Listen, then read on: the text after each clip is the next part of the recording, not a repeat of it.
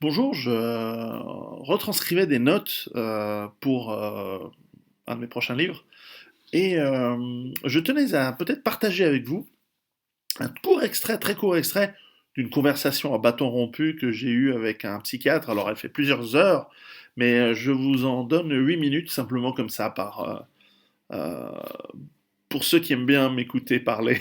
Enfin, vous allez voir, je crois que c'est assez intéressant, bien que évidemment ce soit de la discussion et non pas évidemment bien écrit et bien expliqué par rapport à ce qu'on mettrait par écrit. Donc là voilà, ça parle de stress Les post-traumatique. effets. Non, mais c'est tout à fait juste.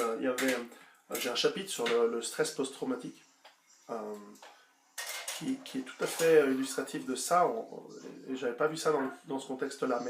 Mais où typiquement, par exemple, dans les guerres passées, jusqu'à la Deuxième Guerre mondiale, en fait, en général, on n'a pas tellement de-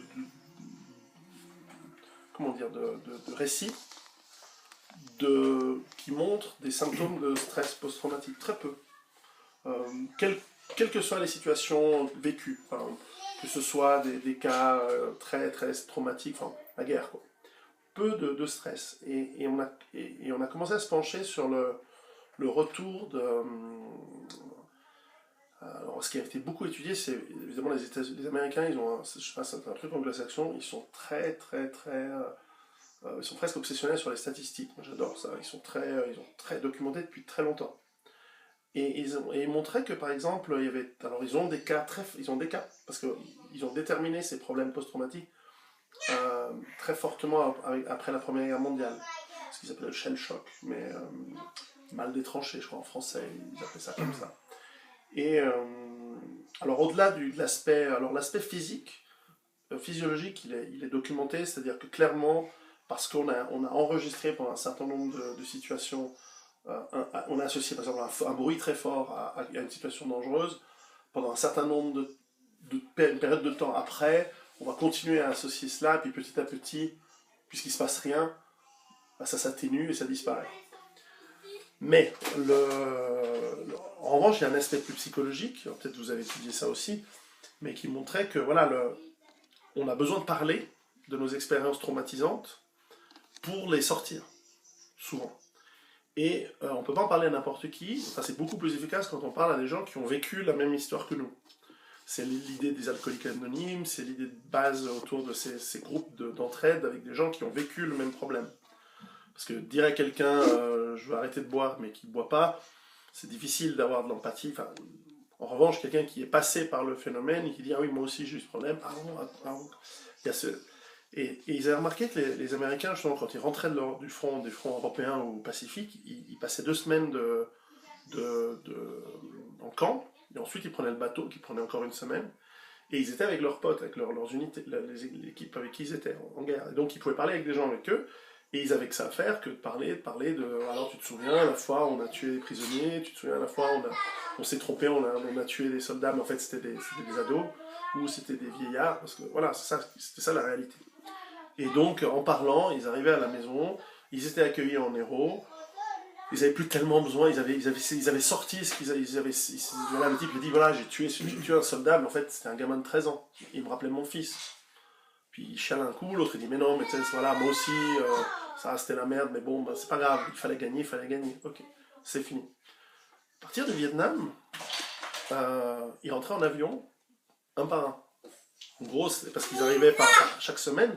Donc ils faisaient un an, puis après un an, ils repartaient. Il n'y avait pas l'unité qui arrivait en groupe. Donc ils repartaient tout seuls. Et au bout de 16 heures d'avion, ils étaient chez eux. Donc le décalage entre la guerre, le fait d'arriver chez soi, C'est la question du temps avec et la question son des... épouse ou sa copine ou sa famille, plutôt c'était leur maman et leur papa parce qu'ils étaient jeunes, les types. Bon, on ne peut pas parler à sa mère du fait qu'on est arrivé dans un village, on a, brûlé, on a tué tout le monde, on a brûlé le village. C'est super compliqué. Parce qu'ils ne comprendront pas. Donc on n'en parle pas. Et là, ils ont montré des pics de stress post-traumatique, qui en ont fait des films et machin, mais un vrai pic, quelque chose comme 30%, un truc énorme. 30% des passants qui restent avec, pendant des durées très longues, des stress qui les empêchent d'avoir une vie de réintégrer une vie normale, etc. C'est vachement intéressant parce que du coup ça vient pointer des choses sur notre mode de vie, avec la vitesse, avec effectivement une espèce de pensée un peu normative de l'efficacité, il n'y a pas de problème, enfin, je veux dire, c'est efficace et tout, qui vient, c'est intéressant. Et j'ai interviewé des gens en Israël là-dessus, parce qu'eux ils ont des guerres aussi. Eux, le débriefing il est encore plus rapide parce que ils sont à 2 heures de voiture de chez eux. Donc, moins de 3% de stress post-traumatique. Parce qu'ils ont une notion de... je ne sais pas si c'est ethnique ou... Enfin, c'est un mélange d'ethnie, religieuse, supériorité sur l'ennemi, qui fait que, parce que ça aussi, c'est un élément, alors ça c'est parenthèse, c'est que... En fait, les êtres humains, parce qu'en fait, on n'a jamais évolué, on n'est pas un animal très puissant physiquement. On n'a pas d'ongles, on n'a pas de défense, on n'est pas très létal. On a dû inventer les outils, on a dû inventer la technologie, mais sur les millions d'années d'évolution, on n'est pas un animal qui tue facilement l'autre. Parce que le conflit interespèce chez nous, il est essentiellement, comme dans tous les animaux, il est essentiellement de hiérarchie, donc on se tape les poings fermés, et le poing, c'est particulièrement pas meurtrier. C'est beaucoup plus... D'ailleurs, en autodéfense, en combat, on nous apprend... C'est beaucoup plus efficace de défendre les mains ouvertes, parce que les mains, ça crève les yeux, ça tire les oreilles, alors que le poing, ça fait pas très mal. Et, enfin, Mike Tyson, oui, mais la plupart des gens, ça fait pas très mal. Et donc, on est une espèce qui tue difficilement. Or, maintenant, on le fait avec la technologie, on le fait beaucoup. Mais ce qu'on a remarqué dans pas mal d'études, c'est que, par exemple, les Américains, pendant la Deuxième Guerre mondiale, un très faible pourcentage des soldats tiraient pour tuer, ils tiraient en l'air la plupart des gens. Et on retrouve dans les mousquets des guerres précédentes des types qui remplissaient leurs mousquets, qui faisaient semblant de tirer, puis ils remettaient de la poudre, ils remettaient une balle, ils faisaient semblant de tirer, puis ça tirait pas. Plein de cas, on retrouvait des mousquets par terre de gens qui étaient finalement tués, qui étaient remplis par 5, 6, 8 balles. Et en fait, on remarque que, évidemment, plus il y a de la distance, plus il y a de la technologie, plus il y a un intermédiaire entre nous et l'ennemi, plus facile on peut tuer, donc l'artillerie, les missiles, c'est moins personnel. Mais quand on voit quelqu'un dans le blanc des yeux, c'est très très difficile de tuer parce que on n'est pas fait pour, on n'a pas évolué pour. À moins, et ça c'est un élément qu'on trouve dans des bouquins de Hannah Arendt sur le pourquoi est-ce qu'on peut commettre des crimes de guerre, etc. C'est à moins de déshumaniser l'autre.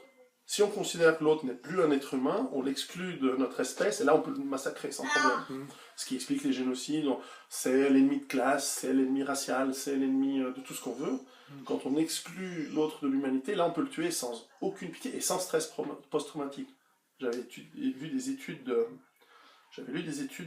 qui étaient en fait médicales, qui montraient de manière incroyablement claire que par exemple la génération des Allemands qui ont fait la Deuxième Guerre mondiale n'ont absolument pas eu de maladie liée au stress après la guerre. Donc, pas d'alcoolisme particulier. Effectivement, le stress fait boire, donc c'est comme ça qu'on trouve je ne sais plus quel est le terme, c'est épidémiologique. Voilà. Donc on peut en déduire que voilà, s'il y a tout d'un coup beaucoup plus de cirrhose, c'est qu'il y a beaucoup plus d'alcoolisme. Et souvent l'alcoolisme c'est dû au stress, ou voilà, pas du tout chez les Allemands sortis de la Deuxième Guerre mondiale. Donc les types ont totalement admis que ce qu'ils ont fait, ils devaient le faire. C'est tout. C'était pas ah ouais, on n'aurait pas dû, etc. Leurs enfants, eux, ils ont été culpabilisés à mort. Et eux, on trouve chez la génération née après-guerre beaucoup plus d'alcoolisme, de machin, etc. Assez fascinant. Et effectivement, vous avez raison, cet aspect de mettre les mots, de qu'est-ce qui fait que le même événement, dans une situation, il ne nous impacte pas, et dans un autre, il nous angoisse, il nous stresse, il nous bouffe de l'intérieur, quitte à nous tuer même, indirectement. C'est... Il n'y a plus. On va bientôt manger, les enfants.